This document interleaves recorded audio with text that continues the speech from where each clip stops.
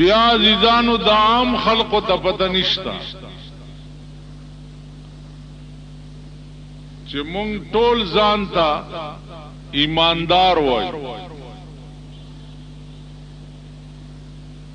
ایماندار بے ایمان سوکم ځان ته نه وای ټول خلق ځان ته ایماندار وای سوال دا دی چې دا ایماندار وای څه شي تا او بے ایمان څه وای بے ایمان خو دې ته وای چې ایمان پکې نه او ایماندار دې ته وای چې ایمان پکې نو اس پدې ټکی ځان پوي کوي چې ایماندار څه ته وای او بے ایمان څه ته وای د ایمان څه معنا ده او د بے ایمان څه معنا ده ما په خبرو پوهیږئ ایمان وای په عربی کې معنا د ایمان دا ده تصدیق ما جاء به النبی ایمان څه ته وای تصدیق ما جاء به النبی پیغمبر چې کم شی د خدای نه راوړی دی پاغه باندې یقین کول دیتا ایمان وای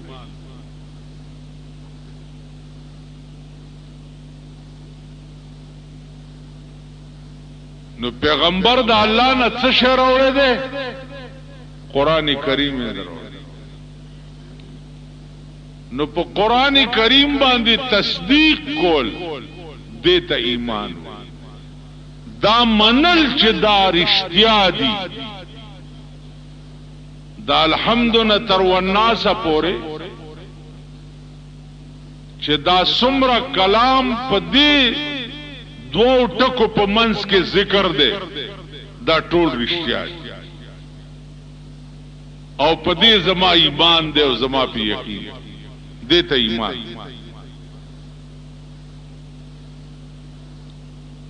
اوس یقین عزیزانو څه ته وایي یقین دې ته وایي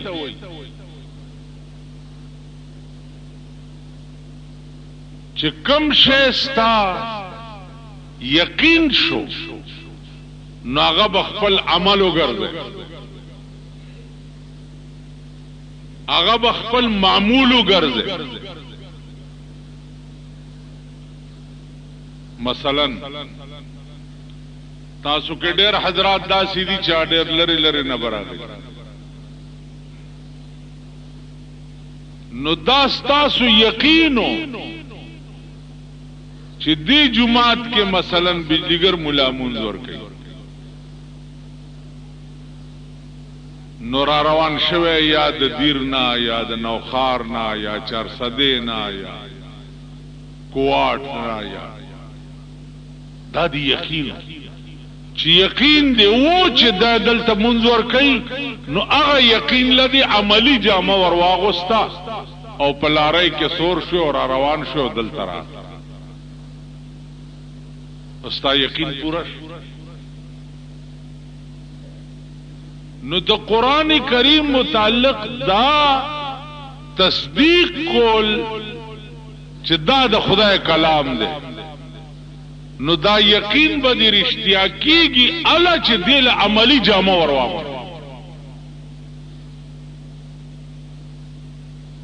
مثلا قران کې الله پاک ویلي دي چې اقیموا الصلاة تاسو مونږ کوئ اوستا یقین دی چې دا خبره خدای کړې ده او ټکی کړې ده نو کومز دې شورو شو خو یقین دې رښتیا او کني نو داستا یقین درو واتو زکات وصوموا شهر رمضان واتموا الحج والعمرة لله. یقین قولوا للناس حسنا، خلق سره چې خبرې کې نو خې خوږې او مزیدار خبرې کوي. والکاظمین الغیظ والعافین عن الناس، غصه در تراله او غصه جذب کا، او یو سړی غلطی کړي ده نو معافی کا. اوس کستا دا یقین رښتیاي خدا ستا ایمان چې دا قرآن رښتیاوي او کنه قرآن ویلی یو څه او تکه بیا بل څه، نو ستا ایمان بیا په دې قرآن نه دی. چې ستا ایمان په دې قرآن نه دی نو لا محاله ته بې ایمانه. ایماندار چاته وایي چې د چا ایمان په قرآن او د چا عمل په قرآن، او بې ایمانه چاته وایي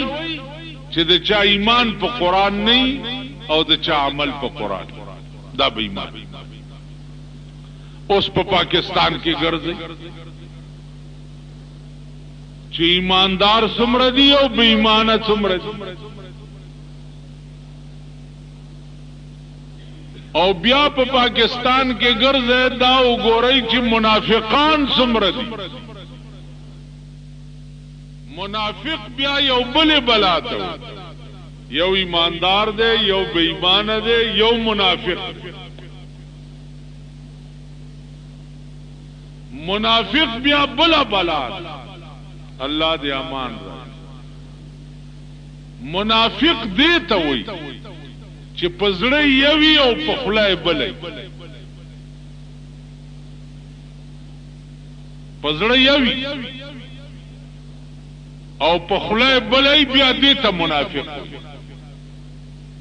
د دې ترجمه یو بزرگ کړي، وہی زبان پہ دین کا ہے غل، زبان پہ دین کا ہے غل اور سر میں کفر کا سودا. زبان پہ دین کا ہے غل اور سر میں کفر کا سودا. چھپائے جا رہی ہیں یا آج کل بت آستینوں میں. وہی په ژبه د اسلام نوم اغستل او په سرونو کې د کفر بازار لګېدل. په ژبه اسلام کې او په سرونو کې د کفر بازار لګېدل. دا خلق څوک دي؟ چھپائے جا رہی ہیں یا آج کل بت آستینوں میں. وی دا هغه د رسول الله د زمانی منافقان دي چې ولاړ به پیغمبر پسې په مانځو او ترخونو کې به بوتان نیول. دا هغه منافق.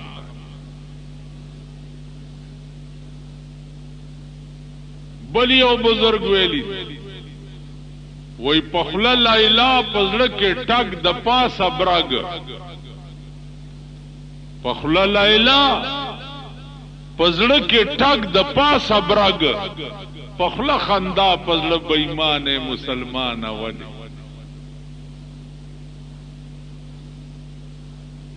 بلی او بزرگ وی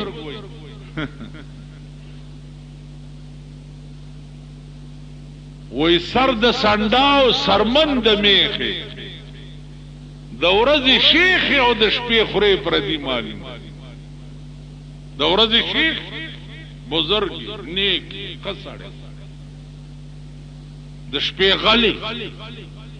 تاسو اخبار کې وګورئ چرته غل چې مړ کیږي لوی ګیره. چرته ډاکو چې مړ کیږي لوی ګیره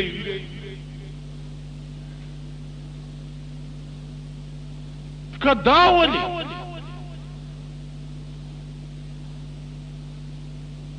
یو کلی کې مشپوا د شپې یو بجوا بار روت و طالبان را سره و چې رکو 10 مات چې ګورم اوس یو سړی دی ورخ بندې د پټي د سکه ول دا د پلانی پټه دی او بو ولا ډېر لاړې لګي په خپل پټي ور پرېدم او دغه سړی د شپې ما تقریر کولو ما ته مخامخ ناستو جړلې با تقریر او د شپې ما ولیدو چې پردي پټي ته وبو بندول او په خپل پټي ورسمول نال ته مې ورته دا ټکه و یو بجوا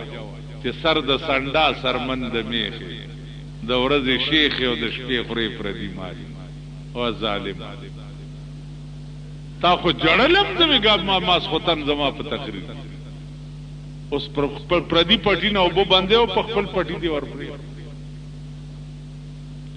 نو عزیزانو عرض مې داو چې ایماندار او بے ایمان او منافق دیتا وي ایماندار دا معنا چې شپاره سنه دا غي یقین وي دا الله په کلام باندې او بے ایمان دا معنا چې په خلوي او عمل د قران خلافي دا بے ایمان دی او منافق دی ته وي چې په خلای یوي او پړې بل لکه قران بیان کړي ومن الناس من يقول آمنا بالله ډېر د خلقنا الله وي دسدي چې هغه وي آمنا بالله وباليوم الاخر ما ایمان په خدای هم راوړې دی ما ایمان په قیامت هم راوړې دی لیکن الله وی وما هم بمؤمنین دا مؤمنان نه دي ګوره دوی دا ظاهری دعوت اسلام ولی کوي یخادعون الله والذین آمنوا دوی دوکا ور کوي الله ته والذین آمنوا هغه خلق ته چې ایمان وروړي وما يخدعون خدای ته دوی چرته دوکا ور کوي دوی په خپل ځام کې داوي چې مونږ خدای دوکا کړو او مسلمانان مم دوکا کړو یو به کافر په جواب باسي وایي چې مونږ مسلمانان یو نو خدای له بم دوکا ورکو مسلمانان له نو الله ورته وما يخدعون دوی خدای چرته دوکا کولی الا انفسهم مگر خپل نفسونه وما يشعرون دا بي وقوف دي دوی له شعور نشتا پویږي نه دوی دا نه پوهیږي چې الله زما په سینه عالم دی زما د سینې نه خبر دی زه خدای له دوکا چرته ورکول نو زما عزیزانو نن مونږ منافقان زمونږ هر ادا د منافقان هر زمونږ دین صرف په جبه دی د مرای نخکته نشته دغه حدیث ته د جناب رسول الله صلی الله علیه وسلم فرمایي چې د آخر زمانه اسلام چې دی اب د ارچا په دی جبه او د مرای نه بخکته نه دارچا نن د اسلام نوم ستا په ملک نواز شریف مغستو د اسلام نوم ستا په ملک غلام اسحاق مل شریعت بلم پاس مون چوس خبره میدان ته راوستل شروع کړه چې د شریعت بل وضاحت کوي چې شریعت بل ستوي نو د خپل تالی سټ مولیان پیدا کړي درباریان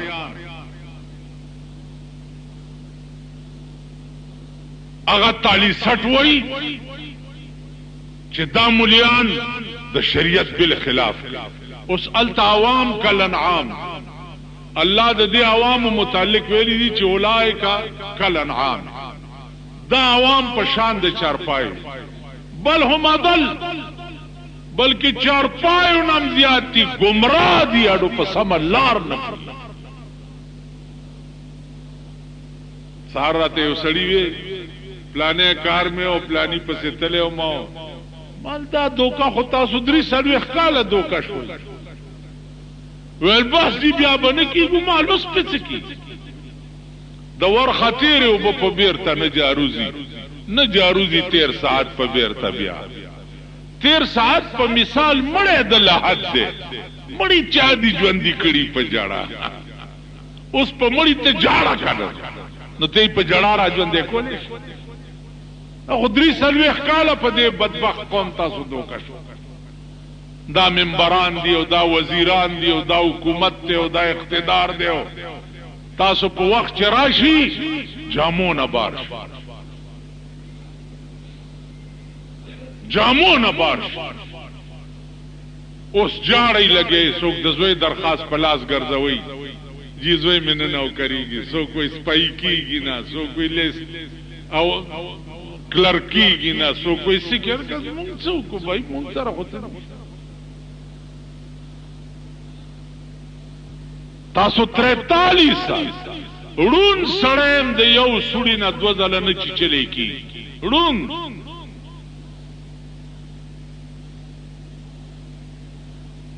تاسو 3 سلوي ښکاله د دې سړو نه خمارانو خړی او بدبختو تر وسلا د سړی ځامن کېږي نه بني ادم نشو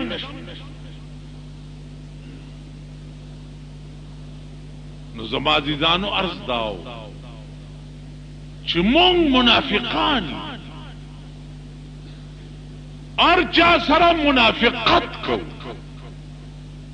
دروغ وای